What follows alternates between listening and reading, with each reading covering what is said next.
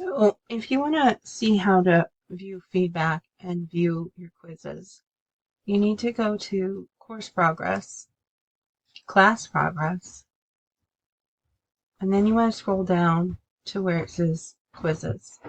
So these are the exams, and so you will see under graded attempts is where you will find it, and then you should choose Exam 2. And when you choose Exam 2, you should be able to see the questions, and you should be able to see feedback. And then you just take that question and you can write the correct way to do it on a sheet of paper, and then you'll submit that. And you go to submit it if you go to Assessments, Assignments, and you go down to Exam 2 Corrections, and you will click here, and then you will add your file. So you'll click Add a File, and you will take pictures or scan copy of your work.